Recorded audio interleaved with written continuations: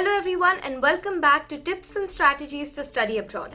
I am Faiza Inamdar, a student, blogger, YouTuber and a certified NLP practitioner, and I am here to share some of the tips and strategies to study abroad from my own experience and my own journey.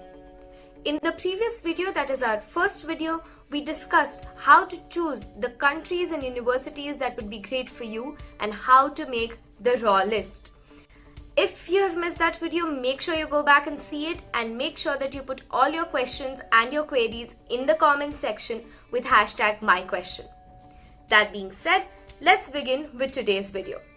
In the second video of the series, we are going to discuss how to make use of externally available resources. Now, most of you might already be aware of various guidance counselors or study abroad counselors. And honestly, there are many guidance counselors out there. I won't name any right now, but if you simply Google out guidance counselors for study abroad, you'll find a huge list of them across the country and even within your city. Now, if you remember in the previous video, we discussed the country of your preference and the raw list. Now, it is at this stage that you need the country of your preference. When you go to the guidance counselors, initially they'll ask you to fill a form and register yourself with them. And in this form, you need to mention the country of your preference. And it is always good to have at least 3 countries. After registering, when you take the counseling sessions, you're appointed different counselors for different countries. Now, these counseling sessions are usually free and you just charge for the application fees or the visa charges. Now remember, whenever you go to the counselors, these counselors or the institutions have certain affiliations or attachments with certain universities. So you need to remember that they will try and promote those particular universities to you. Therefore, I suggest that you keep your raw list ready, do your own research before you go to the counselors. Remember, visit as many guidance counselors as possible before you decide which one you want to go ahead with. Also, it is completely okay if you decide to go ahead with 2 different counselors for 2 different countries.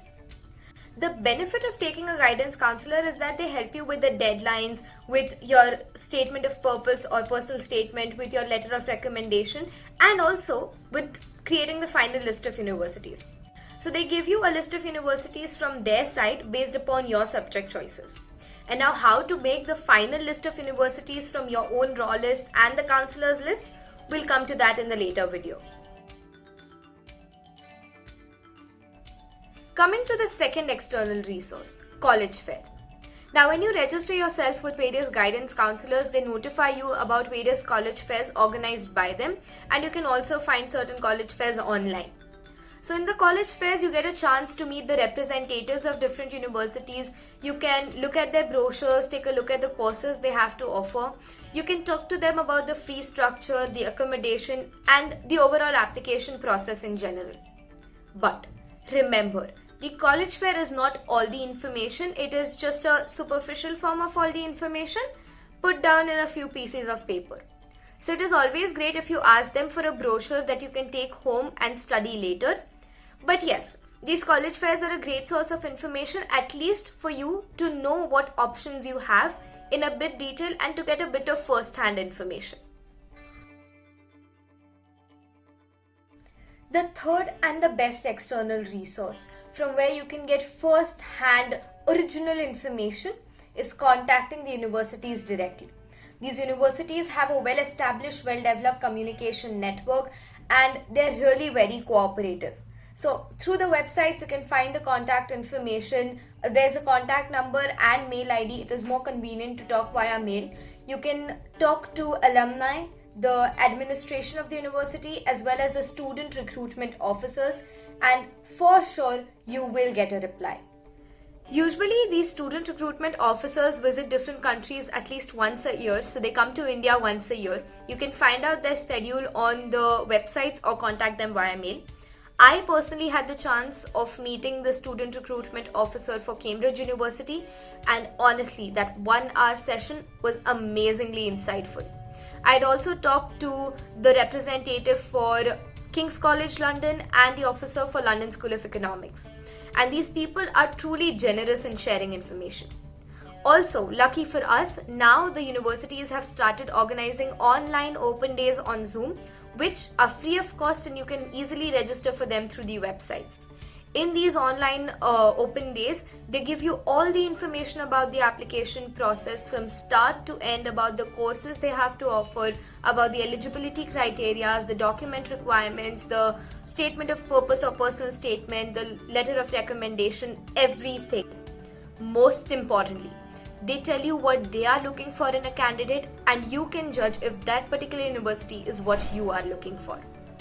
So friends, this is it for today.